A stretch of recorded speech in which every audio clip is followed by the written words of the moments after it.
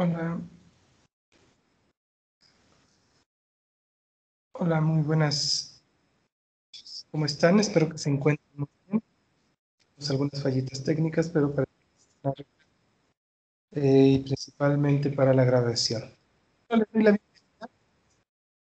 Número 9, Sociedad Mexicana Contemporánea, su sesión número 3 de este módulo. Les recuerdo, mi nombre es Manuel Rodríguez Actual, y de lo cual vamos corresponde a esta semana 3. Por consiguiente, vamos a ver algo. Sí, vamos a hacer un pequeño repaso rápido de lo que es la semana 2, actividad 3 y 4, en la cual encontramos varias cosas muy buenas, ¿sí? Principalmente lo que fue la línea del tiempo. Algunos de ustedes nada más me pusieron el año y no las fechas correspondientes. Cuando hacemos una línea del tiempo tenemos que ser precisos. Y en la historia de México, pues, muchísimas cosas documentadas de los eventos que sucedieron. Entonces, de ahí en fuera no, grandes problemas, ¿sí? Tengan cuidado todavía con, por favor, algunos de ustedes no lo están poniendo como debe de. Si se dan cuenta, cuando les les doy material de apoyo. Después del punto ya de la sesión de donde el salud empieza su retroalimentación, estos son los materiales de apoyo que les puede servir para mejorar. Por favor, les encargo que bien. Algunos de ustedes me siguen teniendo con ese problema de encontrar fuentes confiables y que estén directamente con formato app. Muy bien, de ahí en fuera, nada más tuvimos compañeros que se equivocaron en el archivo, me enviaron uno de pasada para subarlas, otorgar una extensión para corregirla. Pero terminamos muy bien, este, prometido, dedicar en un rango dentro de todo lo que. Ok, bueno, vamos a empezar con la 3, viendo el contenido, que es la unidad tercera, Cardenismo al México actual. Okay, el propósito de esta sesión es analizar el desarrollo del México actual a través de sus instituciones, estructuras, aspiraciones, ideologías políticas, economía y social de distintos grupos para explicar y proponer soluciones a los desafíos actuales. Ok, sí, tenemos un poquito de problema. A ver, déjenme checar. Estoy comentando, si me apoyan a decírmelo antes de seguir, lo estoy modificando. Sí,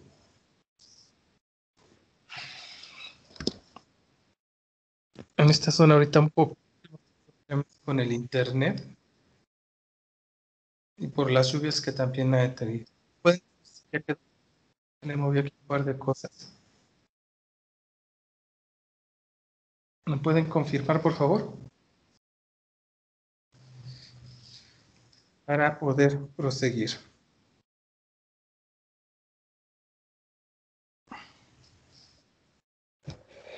Por favor, ¿me pueden apoyar? Ana, Abigail. A ver, vamos a hacer un pequeño truco para.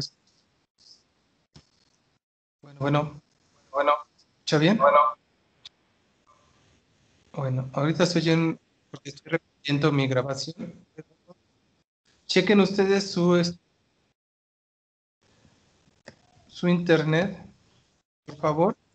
Si no escuchan bien o está distorsionado, pueden ustedes. A ver, yo lo quité.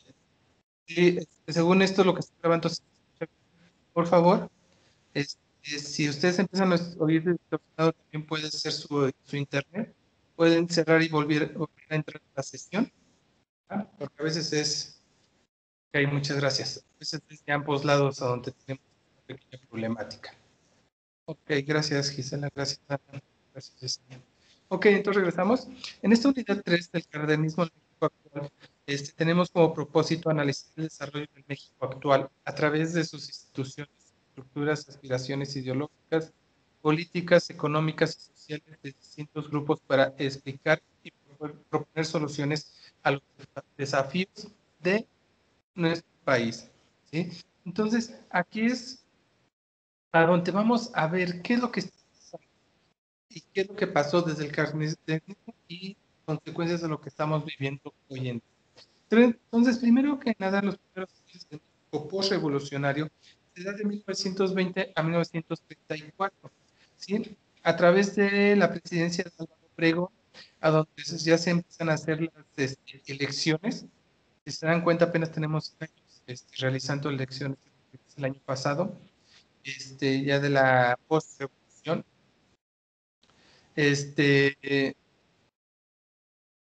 en el cual principalmente queda como Álvaro Obregón como presidente candidato, ofreció a Ignacio Bonilla que fuera su candidato opositor, pero durante este mandato destacó la creación de la Secretaría de Educación Pública, ¿sí? En este mandato apenas se empieza a establecer las instituciones educativas para el país.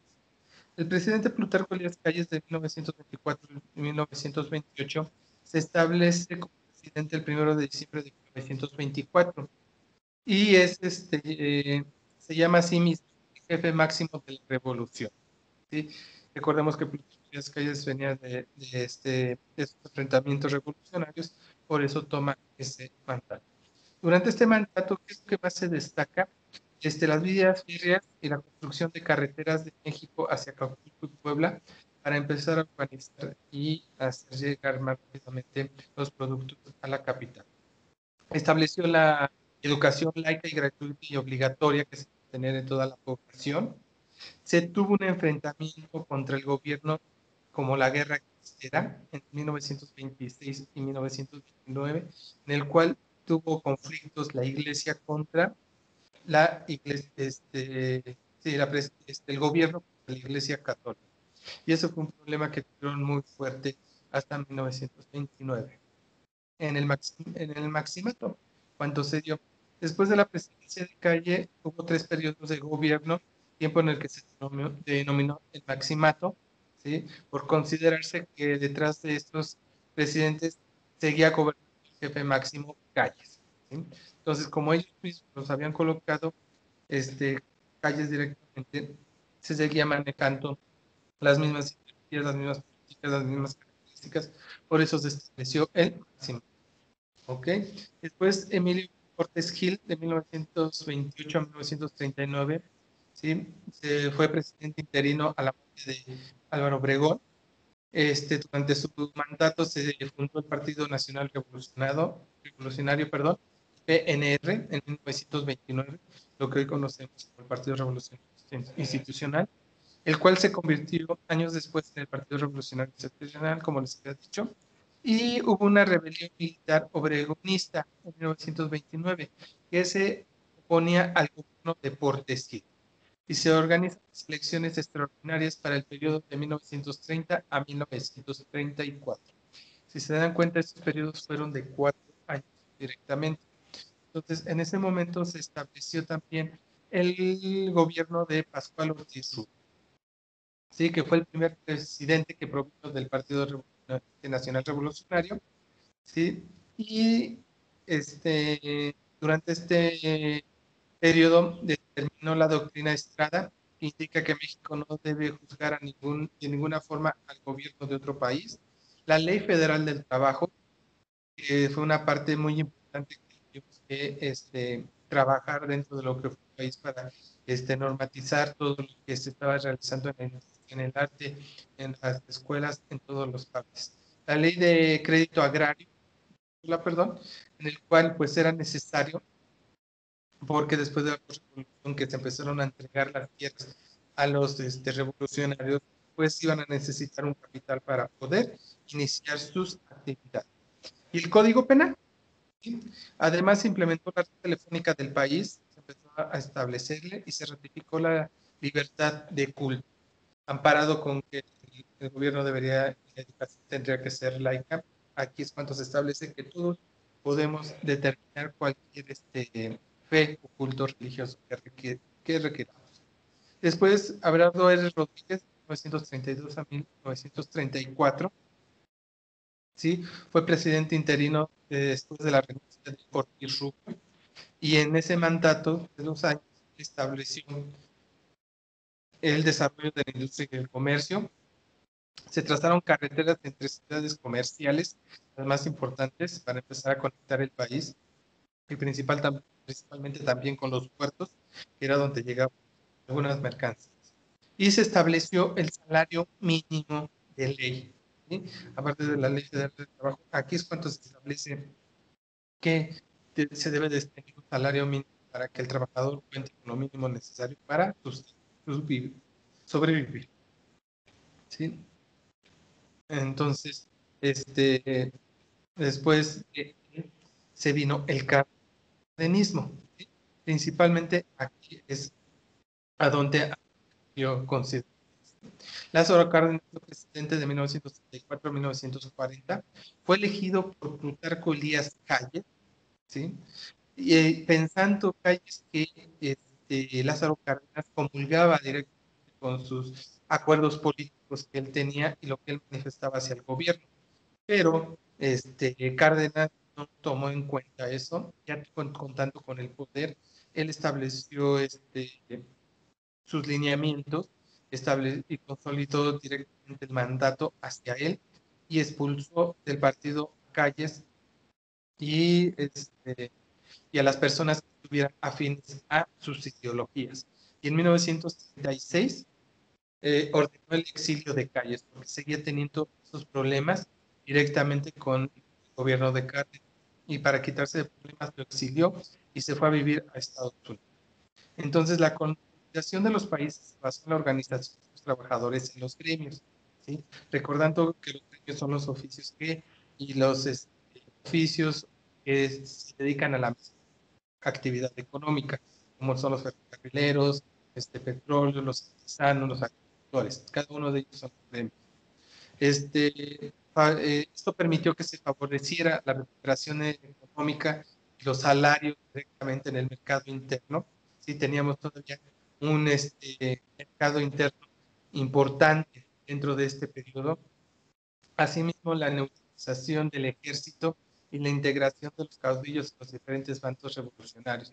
Se dice que en este momento se estableció esa separación, ¿no? Lo que más dificultó también a Cárdenas al tomar el poder fue quitarle las armas a los revolucionarios, a los caudillos, ¿sí? En el que vieran que ya era un país pacifista, en el cual se iban a respetar sus ideologías, se iban a entregar las tierras y se iban a mejorar las condiciones de vida. Entonces, ¿qué es lo que más destacamos dentro de lo que encontramos en el cardenismo? La reivindicación del papel del Estado como árbitro entre el capital y el trabajo. Sí, era lo que decíamos, esos problemas que se tenían entre lo que eran los empresarios y los obreros. El impulso político de reparto agrario, que es importantísimo, porque lo plasmó en el artículo 27 de la Constitución, ¿sí? Y que se levantaban desde 1910, estamos hablando de 1934, en donde pasaron muchos años para que pudiera establecerse. Y también respaldó los derechos de organización y de huelga por parte de los obreros y campesinos, estas agrupaciones, principalmente la Comisión Nacional de Campesinos, la Confederación de Trabajadores de México y el Sindicato de Trabajadores Petroleros de la República Mexicana, que fueron los primeros sindicatos que se establecieron dentro del país y de los cuales siguen todavía actualmente trabajando, ¿sí? La petición de Cárdenas a los empresarios fue que las huelgas llegaran las industrias a los obreros como gobierno para su resolución de conflictos, la creación de escuelas agrarias y técnicas para impulsar el desarrollo del país, ¿sí? La expropiación del petróleo en 1938, que eso fue lo más importante de lo que se recuerda de Lázaro Cárdenas, y la posición neutral del gobierno ante la Segunda Guerra Mundial. Ok, esa posición del gobierno fue importante porque México fue proveedor importante en los primeros años de Alemania, ¿sí? Y del cual se rompió su relación cuando Alemania, un submarino, hundió a un petrolero mexicano, y fue cuando rompieron relaciones y cuando se unió directamente a, a Estados Unidos para estar con los aliados para derrocarlo. ¿Ok? Entonces, desde aquí estamos trabajando y desde aquí estamos llevando a cabo estos crecimientos que estamos teniendo. Entonces, si se dan cuenta, es mucho lo que tendríamos que estar trabajando y de lo que tuviéramos que llevarnos a cabo. ¿Sí? Entonces, el evento más importante es la petrolera, como les comentaba, en el cual no nada más fue por Lázaro Cárdenas, sino pidió al pueblo directamente una recolecta con lo que ellos quisieran apoyar para poder pagarle a las empresas extranjeras. ¿Sí? Esas empresas extranjeras que lo tenían en monopolio directamente, principalmente de Estados Unidos, y el cual México, para poderlo expropiar, necesitaba pagar una cantidad considerable de dinero. Entonces, si estamos en post-revolución, directamente en este momento se dio estos elementos, ¿sí? Esos elementos que estamos requiriendo para poder ser propios del petróleo. Entonces, eso fue lo que fue pasando. Se estableció un conflicto laboral y detonó la industria petrolera, que el Sindicato de Trabajadores Petroleros de la República Mexicana declaró la huelga el 31 de mayo de 1937 y declaraba jornada de 40 horas y una pensión por enfermedad. Entonces, la Suprema Corte de Justicia fijó que las empresas de capital volantes estadounidenses y británicas el pago de un fondo que pondría fin al conflicto. Pero estas desacataron la disposición, la cual indignó al presidente Cárdenas y declaró la expropiación inmediata de los activos. Se considera que dos acontecimientos internacionales favorecieron la expropiación petrolera. Una, la crisis de 1929 de la Gran Depresión de Estados Unidos, que su economía se vio muy mermada. En segunda, lo que era la Segunda Guerra Mundial, ¿sí? Entre Alemania, Japón e Italia, que eran en los países del eje, que buscaban apoyar a México para derrocar a Estados Unidos, ¿sí? Lo que ocasionó que este país no tomara represalias contra la expropiación. Entonces, de ahí se conjugaron varias cosas para que se pudiera llevar a cabo, ¿sí? Y eso nos ayudará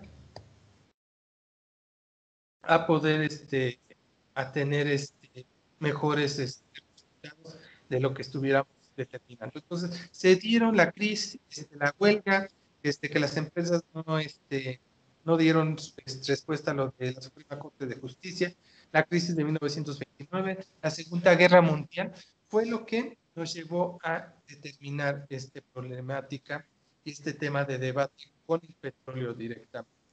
Entonces, en estas situaciones encontramos varios factores que se van a ir estableciendo, ¿sí? Entonces, obviamente que con todos estos movimientos, más con la expulsión del partido, fue cambiando la forma política. ¿Sí? Entonces, después de la Revolución Mexicana, varios partidos surgieron, hoy en día ya varios no están. Los que se mantienen es el PAN y el PRI, directamente. Ya habíamos comentado que el Partido Nacional Revolucionario se formó en el 29, es integrado por los 148 diferentes partidos, ¿sí?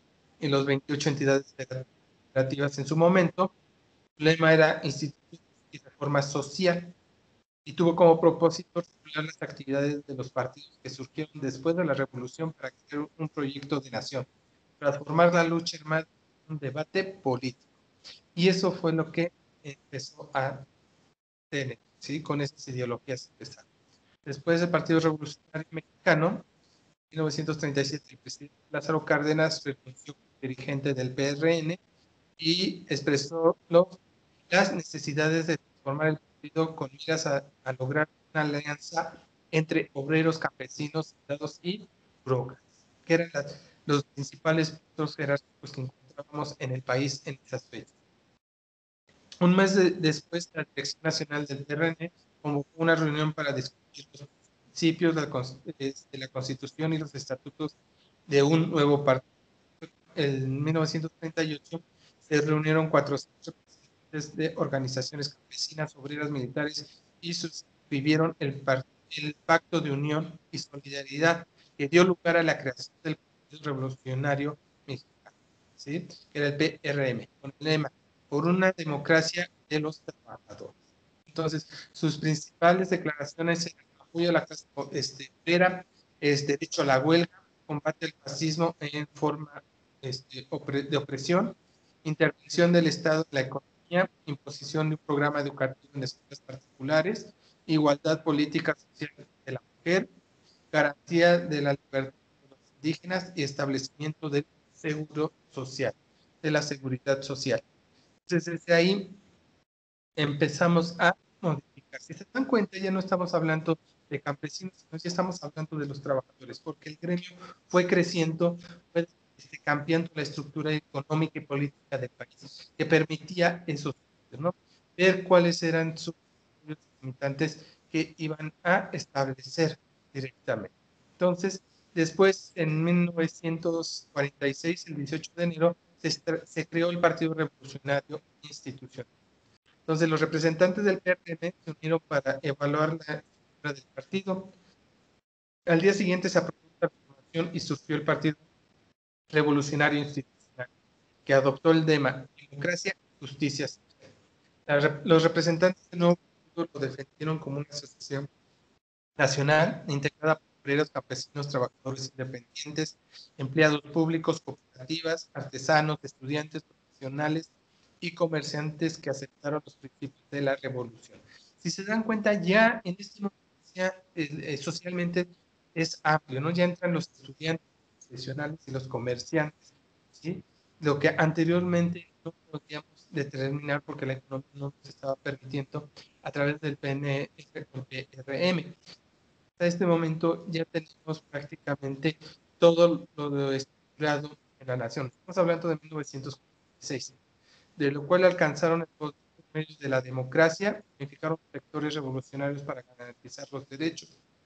En su nombre incorporaron los conceptos que se presentan simultáneamente en todas las acciones revolucionarias, ¿sí? Las institucionales. Esos dos temas, ¿no? La revolución dejó y que fue de gane la parte institucional, que era la parte legislativa positiva, en la cual ya íbamos a tener una república federal, que era lo que estábamos determinando. Entonces, con base a esos principios secretos, se fueron cambiando y estableciendo nuevas estructuras, ¿no? Entonces, llegamos a la década de 1968, bueno, de la década de los 1960, en la cual en partes del mundo, Inglaterra, Estados Unidos, Europa, se empezó a sentir la fuerza estudiantil. Recordemos que en el 46 ya se integra también dentro de la política y es considerada como un elemento importante para la nación, porque eran los estudiantes. Entonces, con los ideales de libertad de Inglaterra, Estados Unidos, que estaban en contra de la guerra con Vietnam, que fue la guerra perdida no anunciada por Estados Unidos, entonces llegan también esas ideologías, ¿sí? Recordemos que estamos quitando el comunismo, que México fue un país el cual tuvo muchos infiltrados comunistas, ¿no? Y tenemos muchos acá, grandes pintores que fueron comunistas o comulgaban el comunismo en sus ideologías, ¿sí? Obviamente no lo decían abiertamente porque estaban en un lugar capitalista y iba en contra de los ideales del país.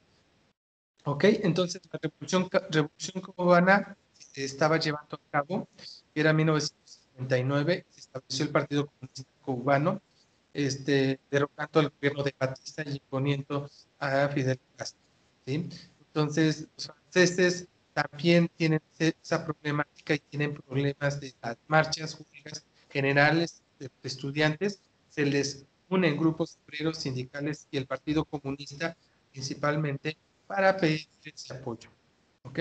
Entonces ya mencionamos la guerra de Vietnam también, la marcha del 100.000, el movimiento estudiantil organizado una protesta en contra de la dictadura militar principalmente en lo que fue Brasil. La rebelión estudiantil se organizó en varias marchas estudiantiles en contra de la dictadura de Jorge Pacheco en Argentina. ¿Sí? Entonces, si se dan cuenta, todos los movimientos que están alrededor de estas problemáticas, ¿no? Asimismo, el apoyo de la comunidad negra y los jóvenes en contra de la guerra de Vietnam y el conflicto racial directamente en Estados Unidos, que también se implementa, ¿no? Entonces, en el contexto nacional, alrededor de todo esto, para el movimiento de 1968, se establece un contacto nacional. El milagro mexicano, que fue el Producto Interno Bruto, incrementa 7.3%. Se tenían ese mismo año los Juegos Olímpicos. El monopolio informativo del gobierno con las televisoras, que todavía aún sigue. La toma de conciencia de los jóvenes que no eran tomados en cuenta. Todavía, aunque se les consideraba para votar y para participar en los derechos políticos, no eran escuchados, ¿sí? Y el gobierno autoritario que se tenía en ese momento, que estaba en contra de lo que era la libertad de expresión directamente. ¿Ok? Entonces, en julio de 1968 se inicia el movimiento, el cual nos lleva al inicio del 22 de julio, ¿sí? En el cual permite que las policías reprimieran una riña entre alumnos de la vocacional número 5 en la Ciudad de México, el del Instituto Politécnico Nacional, y la preparatoria Isaac Ochoterena, ¿sí? Los agentes policiales interrumpieron en las vocacionales 2-5, donde golpearon y tuvieron académicos, estudiantes y al personal. La comunidad estudiantil, principalmente por las dos más importantes en ese momento, que era el Politécnico y el UNAM, exigieron la salida de las fuerzas de orden de las escuelas allanadas, la libertad inmediata de los detenidos y el castigo a los policías involucrados.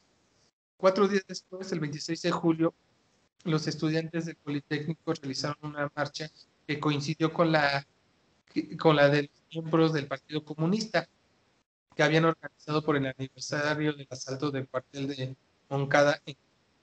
¿Sí? Entonces, ahí también hubo negociaciones, hubo protestas y hubo violencias.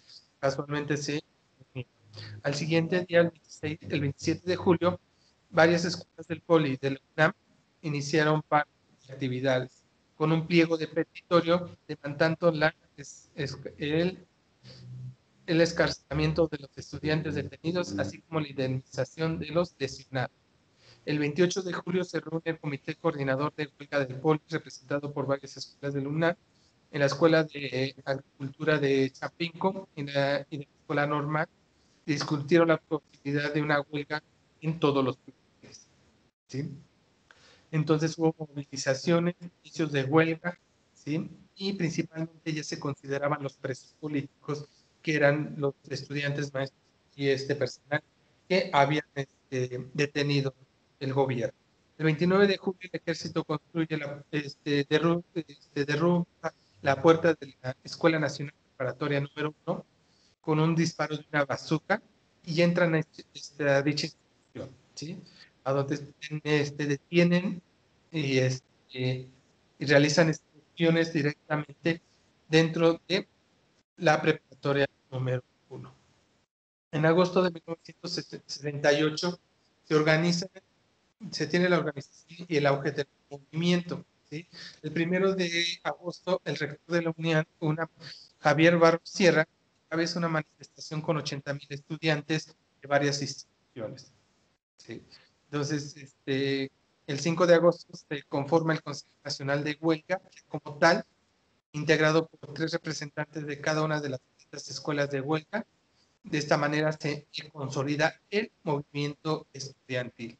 Entonces, el movimiento carecería de claras referencias ideológicas, respondían a la circunstancia del movimiento, defender y resistir a la represión que estaba dando el presidente Díaz Ordaz en ese momento, ¿sí? Entonces, el 15 de agosto, el Consejo Nacional de Huelga publica el pliego petitorio, ¿sí? De lo cual pedía principalmente la libertad de todos los presos políticos, la derogación del artículo 145 del Código Penal Federal, ya que legitimaba la disolución violenta de cualquier protesta social, desaparición del cuerpo de granaderos, ¿sí? Destitución de los jefes policíacos, indemnización de los familiares de todos los muertos y heridos desde el inicio del conflicto, ¿sí? Y las 6, deslindamiento de responsabilidades de los funcionarios culpables de los hechos sangrientos. Entonces, no estaban pidiendo nada que fuera parte de lo que había provocado el mismo gobierno, ¿sí? Entonces, del 3 al 26 de agosto se realizan varias marchas en la ciudad. En los estados, varias instituciones se unen a la huelga como muestras de solidaridad hacia el movimiento. Se realizan los festivales artísticos contra la represión. Se forman alianzas de intelectuales, escritores y artistas en apoyo a los estudiantes. Este fue un apoyo muy importante, ¿no? ¿Por qué? Porque eran las partes más importantes representadas de la educación que apoyaban como tal. Las universidades privadas, sindicatos, padres de familias, instituciones de investigación y academia se unen en apoyo de las semanas estudiantiles, ¿sí? Y el gobierno acepta establecer un diálogo con los estudiantes. Entonces, de ahí determinamos que se realiza el 27 de agosto, se organizó una marcha hacia el Zócalo con 400,000 personas, estudiantes, obreros, sindicatos y familias, ¿sí? El asta de dicha plaza se hizo la bandera rojinegra. Al finalizar la manifestación, Sócrates Campos, leemos, uno de los líderes infiltrados, puso que todos esperaban el diálogo con el gobierno, ¿sí? Por los que 3.500 estudiantes pernoctaron en el centro capitalino, ¿sí? El 28 de agosto, en madrugada, entre los altavoces, el gobierno solicitó que todos desalojaran el Zócalo. 5 minutos después se abrieron las puertas del Palacio Nacional, de donde salieron militares con bayonetas, mientras de calles aledañas ingresaron granaderos para desalojar a los estudiantes, quienes serían perseguidos, golpeados y arrestados, ¿sí? Los diarios no mencionaron la fuerza del movimiento estudiantil ni la brutalidad respecto a la evacuación del Zócalo capitalino. Entonces, si se dan cuenta, hubo mucha agresión en ese momento, principalmente en agosto, después de sentarse a dialogar y supuestamente el gobierno llegara a un acuerdo de este petitorio. En septiembre del 68 incrementa la persecución estudiantil.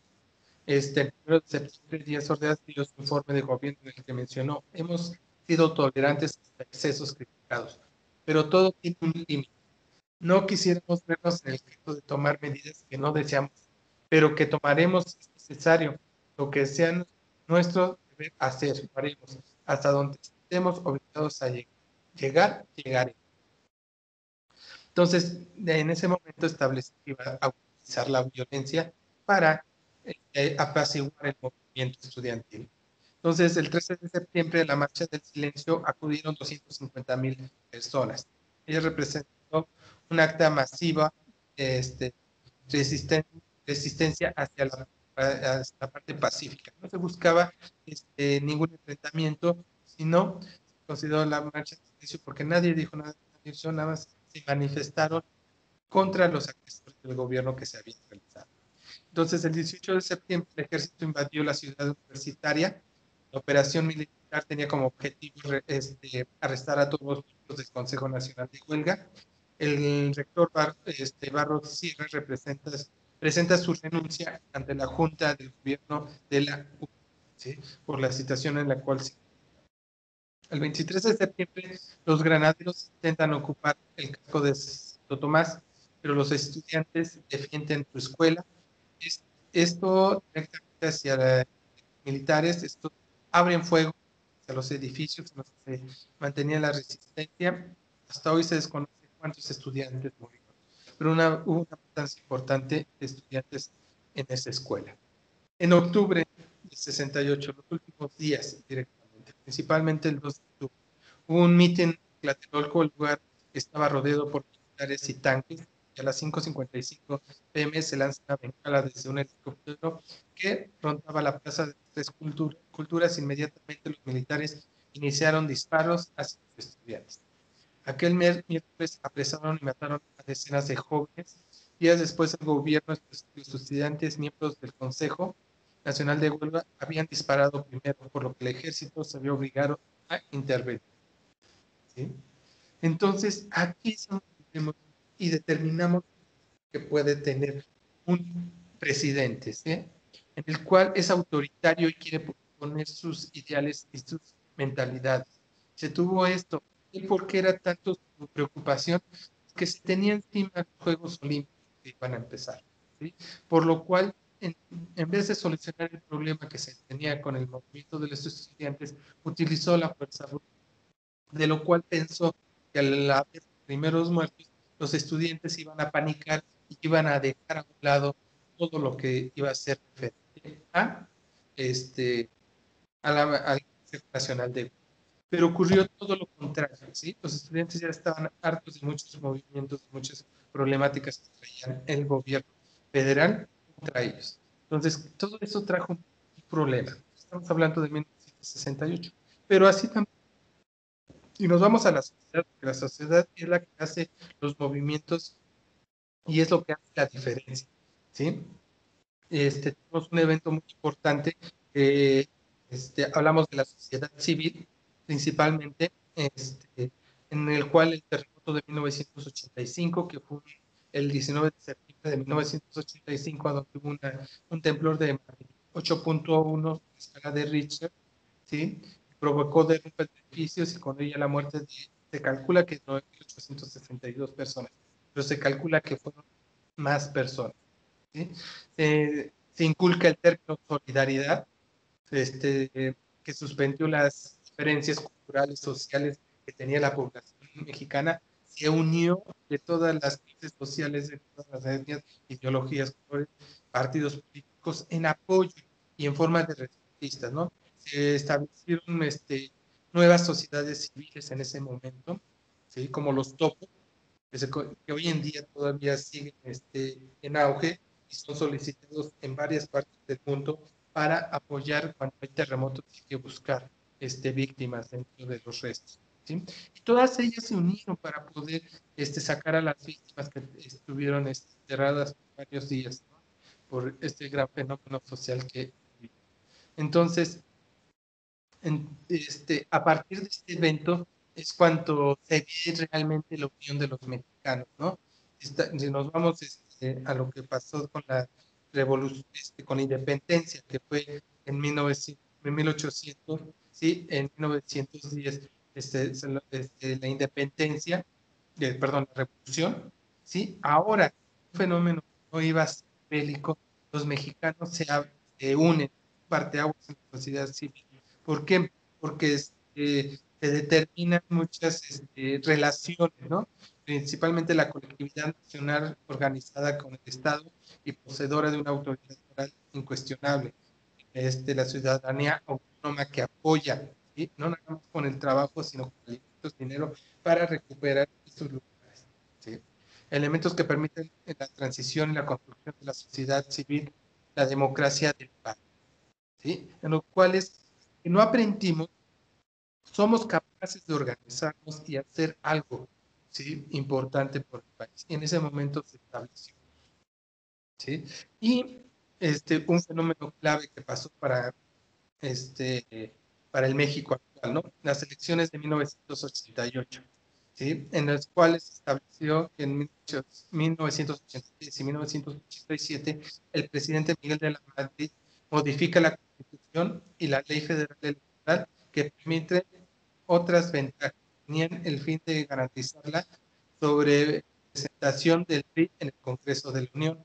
Previamente a las elecciones se realiza todo este movimiento. Asimismo surgen las fuerzas políticas antipriistas y muchas de ellas anticapitalistas y prosocialistas. Partido Mexicano Socialista, que no duró mucho porque era comunista. ¿Sí? En 1985 los partidos FSRN, PAN y PPS conformaron la coalición Frente Democrático Nacional, el PND, el cual representaba partidos de oposición a la izquierda. Un año después se consolidó con el Partido de la Revolución Democrática, ¿sí? Hubo una insólita votación a favor del PPS, PAN y PFCRN, la cual nunca había sido sostenida por parte de estos políticos desde su fundación. ¿Sí? Entonces, se hizo la transición democrática, la hegemonía partidista, en la cual es un partido importante de la historia de México, el cual se iguala lo que llevó al Partido Revolucionario Institucional a estar en el poder por 71 años, ¿no?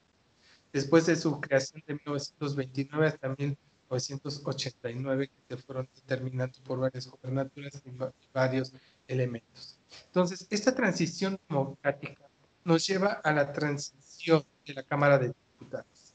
Ningún partido político puede tener la mayoría en el Congreso porque pasa lo que ha pasado en la historia. Y el mexicano, desgraciadamente, no aprende de sus errores anteriores, ¿sí? Y lo tenemos en diferentes partidos políticos con diferentes ideologías y seguimos cometiendo el mismo error. Entonces, la Cámara de Diputados se votó a favor de la ley de organizaciones políticas y procedimientos electorales 19 de abril de 1977 y se considera que se concluyó en 1997. Se llevó 20 años realizar esto, ¿sí? ¿Por qué? Porque el primer momento en el cual el PRI pierde mayoría en la Cámara de Diputados, en 1997, y la oposición gana el gobierno del Distrito Federal.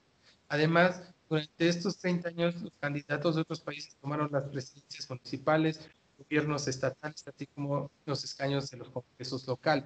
Entonces se fue incrementando esta democracia que se había iniciado desde la Constitución de 1917. Y para esto, ¿qué es la democracia? La democracia son los ciudadanos que eligen a los representantes políticos mediante el voto. Esto refleja en primer lugar una aceptación de los resultados por parte de la ciudadanía y por lo tanto una obediencia hacia quienes tienen el poder. Por otro lado, legítima de las decisiones de estos. Pero ¿sí? También esta democracia nos lleva a trabajar nosotros ciudadanos y a pedir resultados y participación directamente. Esa es la parte que no hemos hecho en esta democracia, ¿sí? Pedirle resultados a nuestros diputados, a nuestros senadores y que hagan las asambleas necesarias para votar las problemáticas en los congresos, que son los procedimientos que se establecieron en ese periodo de 1977 a 1997 y que no lo estamos haciendo, ¿sí? Con trabajo sabemos quiénes son nuestros diputados o senadores federales y locales que rigen nuestra sociedad.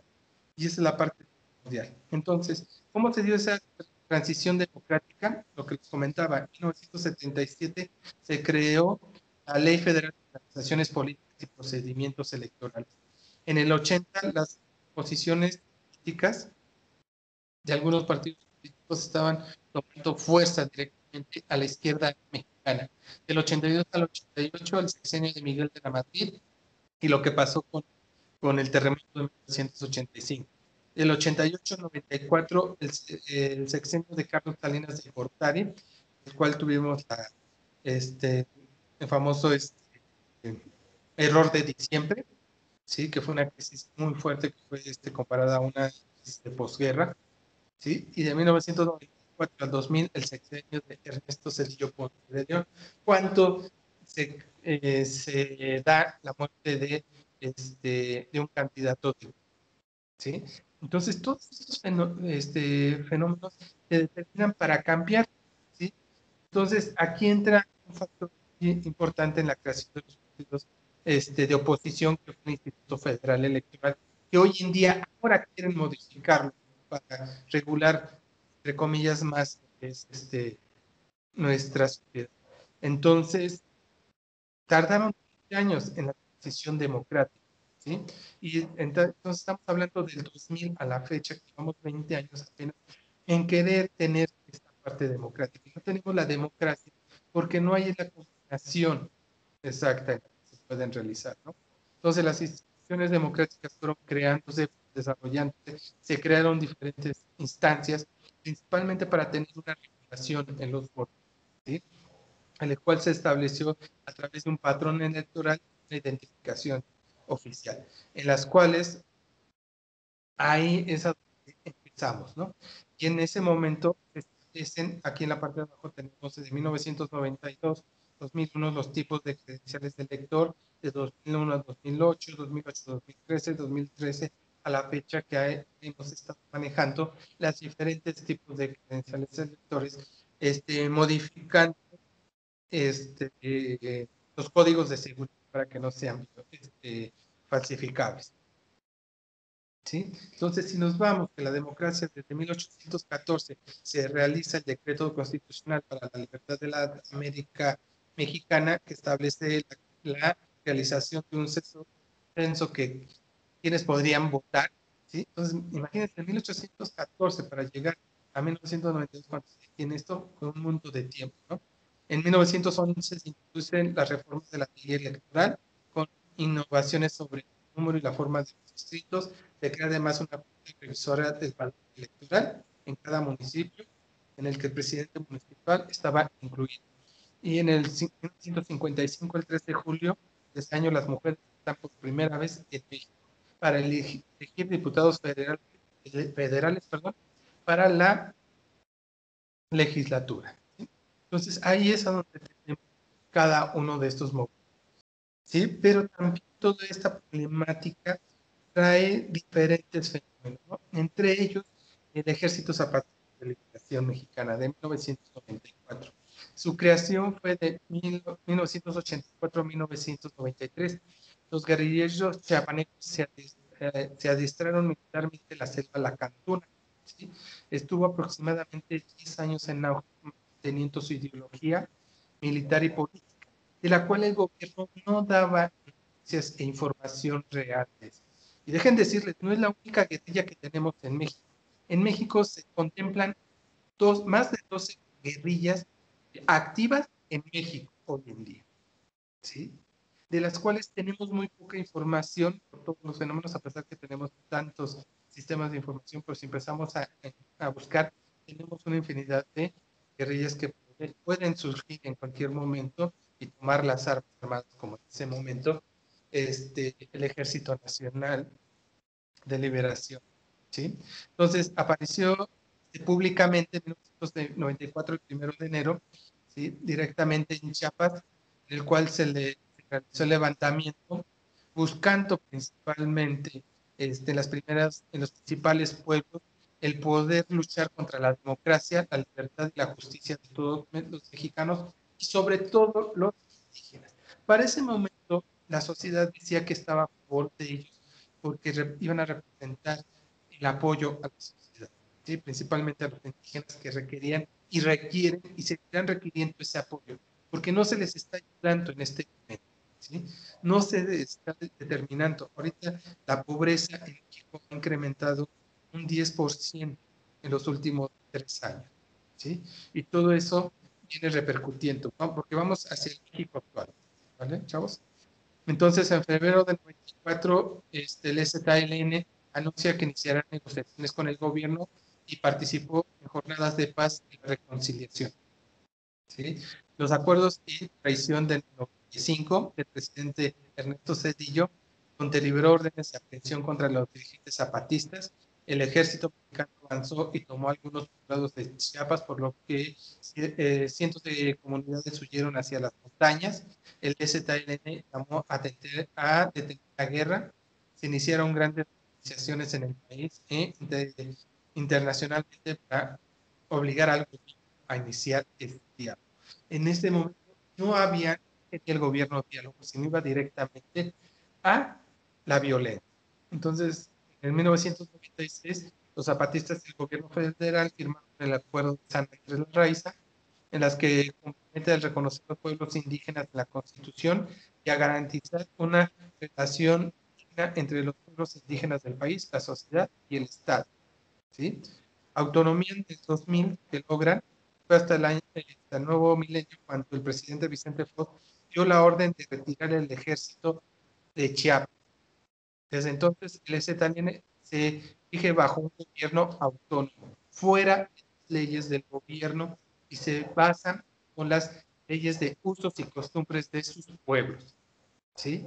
Entonces, si estamos hablando de 1985, 83, perdón, 1983, cuando inicia el Ejército Zapatista de Liberación Nacional, ¿sí? Le tardaron 15 años en ser reconocido ante el gobierno los pueblos indígenas de la zona de Chiapas, ¿sí? Y se invirtió mucho dinero, muchos muertos también en estos movimientos, principalmente hacia los zapatistas, y todavía hay detenidos en las cárceles por este movimiento zapatista en México. Entonces, de ahí se determina, se aplican los modelos de sustitución importantes directamente desde el proceso de industrialización del país que se da en 1940 por Ávila Camacho, aplicación de productos extranjeros, incremento de consumo interno, protección de las nacientes industrias manufactureras, establecimiento de aranceles de estos productos de importación, aumento de la producción nacional, el fomento del desarrollo de la industria y locales.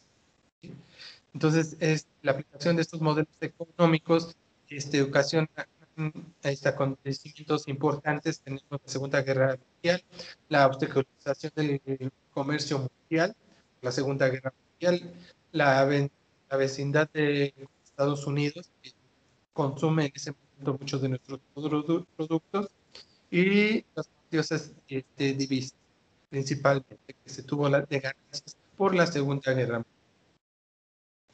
Y eso fue lo que determinó y eso lo que a determinar en la década de los 70 la época de oro para México.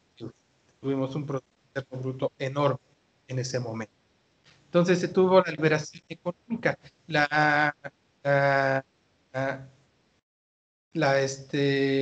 utilización de la política neoliberalismo, ¿sí?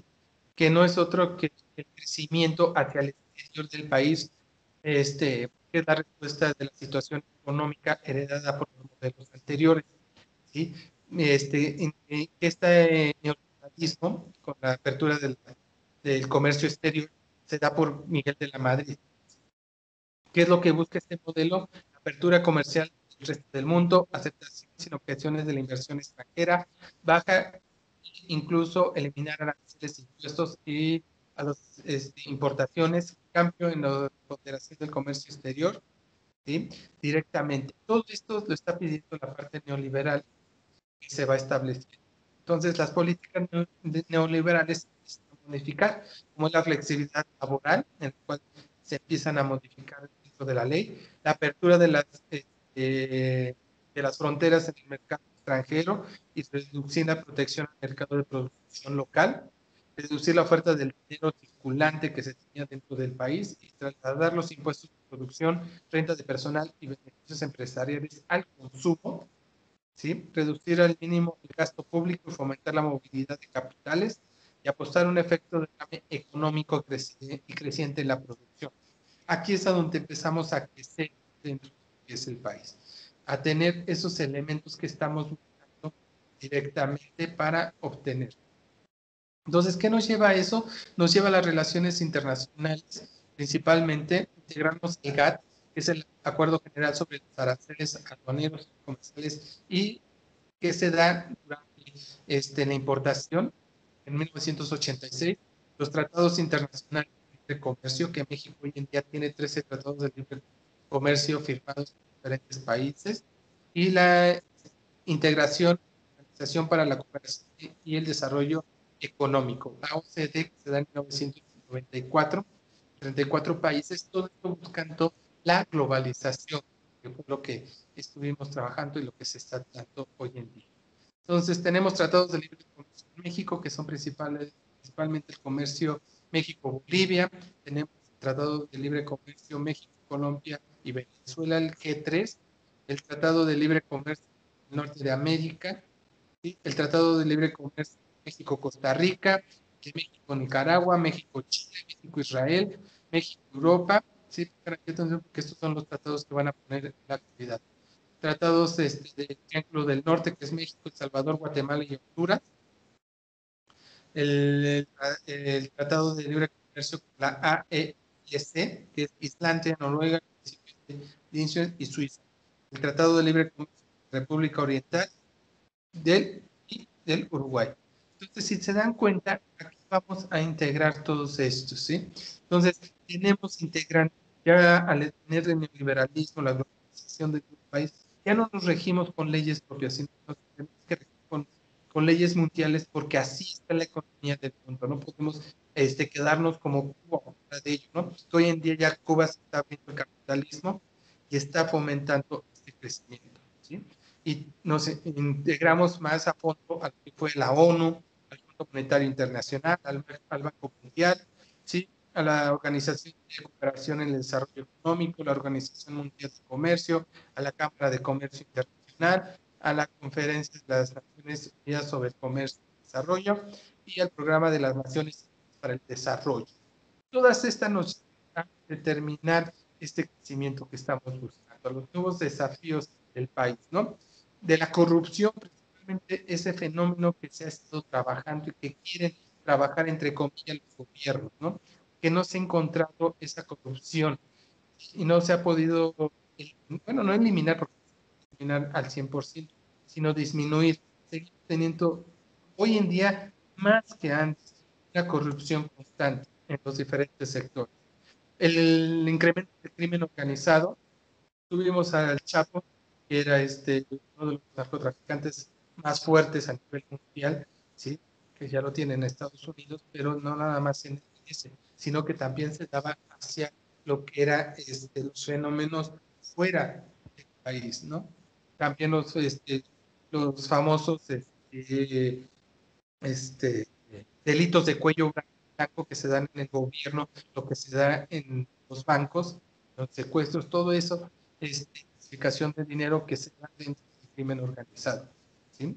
Desigualdades, seguimos con una disparidad enorme en las desigualdades, la pobreza extrema que tenemos y la riqueza que se está aumentando en nuevos sectores que anteriormente no se estaban manejando, hoy en día está incrementándose, ¿sí? Y eso nos lleva a todos estos indicadores a nivel nacional, ¿no? La parte económica de exportaciones y de petróleo. El petróleo no se mantiene estable, ha estado cayendo. Todavía en algunos años anteriores teníamos un costo de $119 por barril. Ahorita está en red de 45 a $50 por barril. Ha caído bastante. Y recordemos que es nuestra principal fuente de ingresos para los mexicanos, ¿sí? Y las exportaciones sí han aumentado bastante, se ha añadido de muchos servicios dentro de estas exportaciones, principalmente los derivados del petróleo, el gas natural, el turismo, que era una parte fundamental. Ahorita por la pandemia, desgraciadamente ya no lo tenemos tan fuerte, pero tuvimos, ¿no? Ahora se pretende estos indicadores económicos se incrementen, ¿sí? A pesar de la económica que traemos de hace 3 años y que se vio más fuertemente por todos los sucesos de la pandemia, tenemos que ir determinando todos estos fenómenos. ¿Por qué? Porque necesitamos el desarrollo humano, ¿sí? Que tanto ustedes, necesito por seguir estando estudiando, pero necesitamos capacitar, ¿no? Capacitarnos para que el desarrollo humano sea bajo un capital intelectual que se tenga, ¿no? Que no sea fuerza bruta, ejercicio y obrero, sino que sea ese factor intelectual que nos hace mucha falta dentro de lo que es el país. Y mantener la energía eléctrica estable, ¿no? Que no haya este tipo de apagones por una indecisión que tuvo nuestro gobierno de no pagar el gas natural, ¿no? Que se requiere para crear la energía. Y por eso seguimos teniendo esos apagones en diferentes partes. Entonces, es todo un conglomerado, ¿sí? Vamos a terminar ya para entrar a la parte de las actividades. Si tienen alguna pregunta, pueden ponerla en el chat. Yo ya voy a ver a los que me han mandado por el correo. Entonces, si vemos el caracterismo hoy en día, hemos estado en diferentes etapas, en diferentes movimientos. Ya podemos hablar de una democracia engañosa todavía dentro de lo que es nuestra sociedad. No estamos libres de poder tener esa democracia, ¿sí? Por todos los fenómenos, los diferentes nombres que tienen los partidos políticos, sí que han traído, han dividido al país directamente en diferentes ideologías y no podemos establecer esas metodologías, ¿sí? Regresamos a la sociedad civil, a la parte de esa comunidad, la cual tenemos que unirnos más para lograr cambios verdaderos, ¿no? Cambios para poder establecer esos nuevos movimientos, ¿sí? Como nosotros, la comunidad de Prepa en línea, que estamos un poco fuera de todos estos ámbitos políticos, pero estamos constantemente trabajando para incrementar nuestros estudios e incrementar nuestro desarrollo personal. Eso es lo que necesitamos determinar y ir avanzando día a día. Que nos unamos como sociedad realmente, que nos unamos con ideologías claras que surjan de la sociedad, no de los políticos. ¿Sí? Tenemos muchas asociaciones civiles que están haciendo cosas maravillosas por la sociedad, ¿sí? Y que podemos seguir adelante creciendo en nuestro fenómeno y mejorar este presente que estamos viviendo, ¿ok? Entonces, de aquí, si van teniendo una pregunta, me la van haciendo llegar, por favor. Vamos a ver la actividad 5.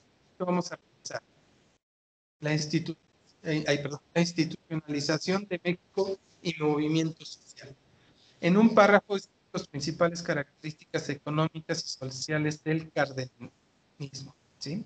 2. En los primeros lustros de la postrevolución se buscó la institucionalización del país. A continuación, completa la tabla de las instituciones y políticas más importantes que se fundaron. ¿Vale? Del cardenismo ya tenemos muchísima información que se comentó de la parte económica, social y política también del cardenismo. Van a poner un pequeño párrafo, describir cuáles son sus principales fenómenos. En el 2 van a establecer esa parte política, económica, social, soluciones y demandas actuales de los movimientos estudiantil del 68, que profundizamos bastante, la participación de la sociedad civil como reacción del terremoto del 85, la formación de la oposición electoral del 88, la creación del partido PRD, de los diferentes partidos en ese momento que firmaron el acuerdo, y el levantamiento del ejército zapatista, en sus aspectos políticos, económicos, sociales y similitudes con las demandas actuales que vamos a tener. ¿Sí? Vamos a ver qué es lo que está pasando, cómo se está llevando cada uno de ellos y por qué se está dando. Recuerden que estamos en el cardenismo en México actual. Lo que estamos pasando ahorita es consecuencia de algo que ya pasó. ¿Estamos? Y después en el punto 3 completa la tabla con las ideologías de los movimientos sociales, ¿sí? Surgidos en México en el siglo XX y las similitudes que estos tienen con algunas demandas actuales. Si consideras que algún rubro debe quedar vacío, debes justificar tu respuesta. Y tenemos la Secretaría de Educación Pública, Banco de México, el Banco Nacional de Obras y Servicios Públicos, Petróleos Mexicanos, Partido Nacional Revolucionario, ¿sí? La Confederación de Trabajadores de México, el Plan Sexenal y el Código Agrario de 1942. ¿Sale? Su propósito, su fecha y el presidente en turno que lo realizó. Aquí tenemos que identificar bien por qué se realizaron, qué fue su finalidad, qué características tuvo para poder determinar, ¿sí? Y lo plasmamos en, ¿ok? Fuentes de consultas, por favor, que sean confiables y verídicas, ¿ah? Por favor, seguimos con información verídica dentro de lo que determinamos. Una de las preguntas que me dicen, ¿qué es un lustro? ¿Sí? Que lo que pide que, que se realiza en los primeros lustros de la postrevolución. Un lustro corresponde a 5 años. ¿Sí? Entonces, por eso maneja los lustros después de la postrevolución. Recordemos que los periodos fueron de 4 años de gobierno, entonces por eso lo manejan por lustros para ver qué es lo que está pasando en ese momento. ¿Ok? Entonces tenemos que tener cuidado con esos movimientos sociales que vamos a determinar directamente con esta actividad.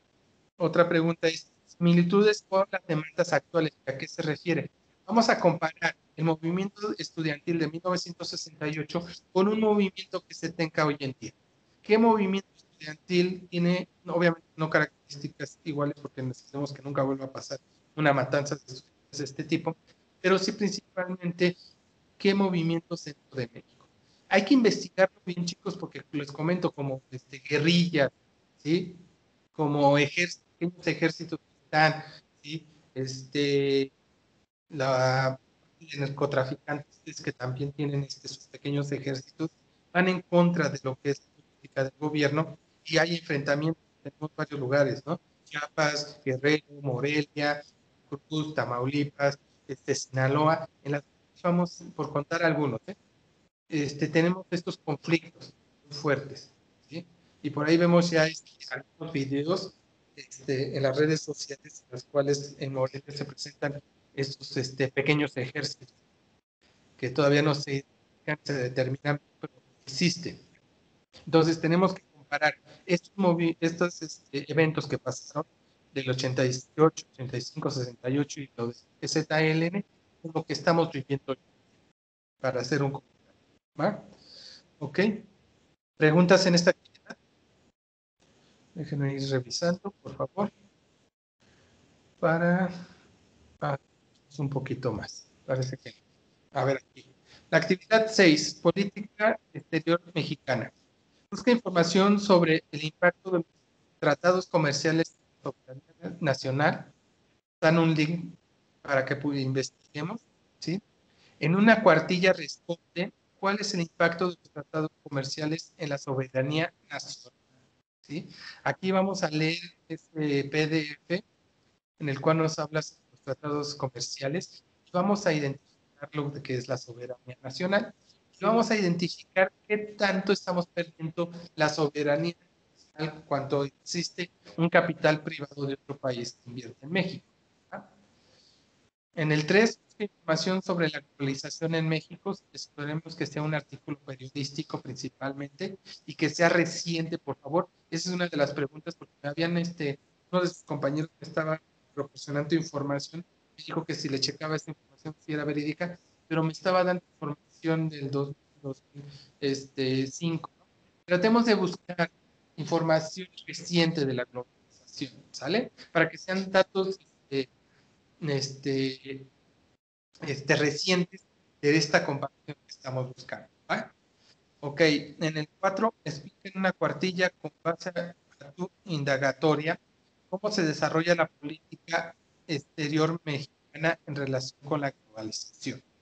Vamos a analizar la política de hoy en día de México, ¿sí? Sobre política exterior, la vamos a comparar con la globalización. Ya tenemos los tratados de comercio, ya estamos de la globalización.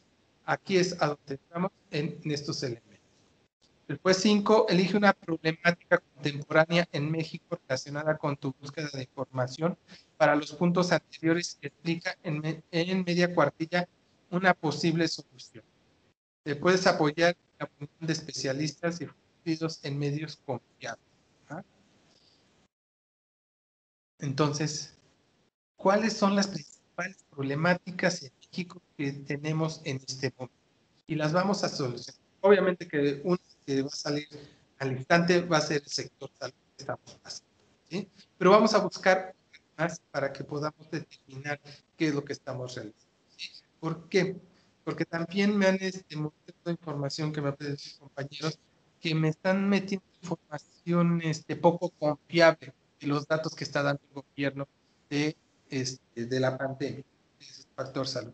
Si lo vamos a tomar, vamos a tomarlo. Si quieren hablar del México, tomen datos que arroja la Organización Mundial de la Salud, la OSM, ¿sí? Que sean más verídicos esos datos informativos, ¿va? Para que hagamos un comparativo real de lo que está pasando.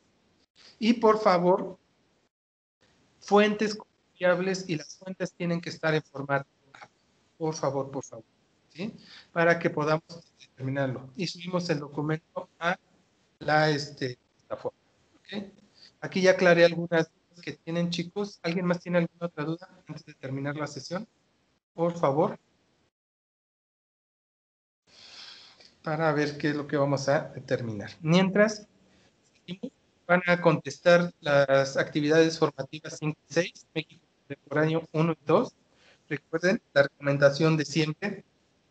Lean todos los recursos de plataforma, vean la sesión, hagan las actividades, contesten en el foro 300 y de ahí ya contesten la actividad formativa para que tengan todos los elementos. Van a trabajar con tutora la actividad socioemocional y van a contestar, ella les va a dar el día de mañana en su sesión la resolución del cuestionario socioemocional. ¿Va? Entonces, todos estos son los elementos que tenemos que manejar. Nos pide la opinión sobre sociedad virtual. tutor, por favor no se les olvide de evaluar también. Y vamos a terminar nuestra sesión, ¿me parece? Déjenme checar si hay alguna otra, otro mensaje que me den los compañeros. Parece que no. Ok, ya para no estar más cansada la sesión, ¿les parece? Vamos con mi frase, que me gustó mucho cuando la encontré. Dice, si no estás dispuesto a arriesgar, disponte a tener una vida. Ustedes están arriesgando muchas cosas en este momento, la familia, la pareja, el trabajo, la diversión, la salud, todo eso por seguir un sueño y un deseo. Saben que es para bien de ustedes y de su familia, ¿no? El poder tener su prepa, muchos de ustedes es un sueño que habían tenido hace mucho tiempo y ahorita lo están convirtiendo en realidad. Entonces, se están arriesgando, pero van a ser muy satisfactorios, créanmelo, ¿no?